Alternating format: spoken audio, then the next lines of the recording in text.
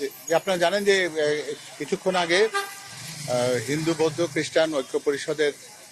একটি প্রতিনিধি দল তারা আপনারা জানেন যে দেশনেত্রী বেগম খালেদা জিয়ার যে ইন্তেকালের পরিপ্রেক্ষিতে বিএনপির গুলশানস্থ কার্যালয়ে যে শোক বই খোলা হয়েছে সেখানে তারা সেই শোক বই তাদের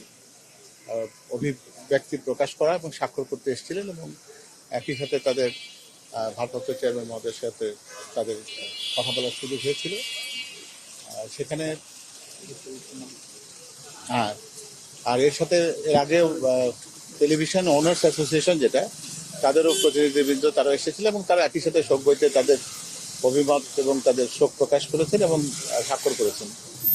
তো এখানে মূলত যে কথাটি আছে যারা এই ঐক্য পরিষদের পক্ষ থেকে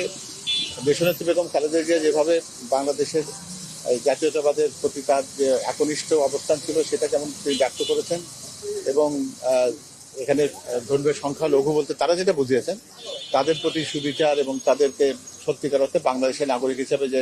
সম অধিকারের যে প্রত্যাশা ছিল সেটিকে তিনি একেবারে খুবই উচ্চ পর্যায়ে সেটিকে রক্ষা করেছেন এবং তারা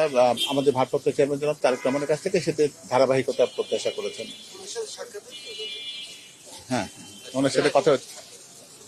ওনার সাথে আনুষ্ঠানিকভাবে কথা হয়েছে তাদের। তো এখানে উনিও তাদেরকে একই কথাই ব্যক্ত করেছেন, তার কারণ উনি বলেন একটা কথা যে উনি সংখ্যালঘু এবং সংখ্যাগুরু এই বিভাজনটির ভিতরে উনি যেতে চান না।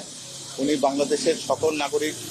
সমান অধিকারে ভোগ করে এটাই তিনি বিশ্বাস করতে চান এবং সবারই একটা এবং এক অভিন্ন পরিচয়, আমরা সবাই বাংলাদেশি, সবার আগে বাংলাদেশ, এই কথার উপরে তিনি প্রতিষ্ঠিত থাকতে চান এবং আগামী দিনে সবার সম অধিকার নিশ্চিত হবে সেটা তাদেরকে তিনি নিশ্চিত করেন। ধন্যবাদ।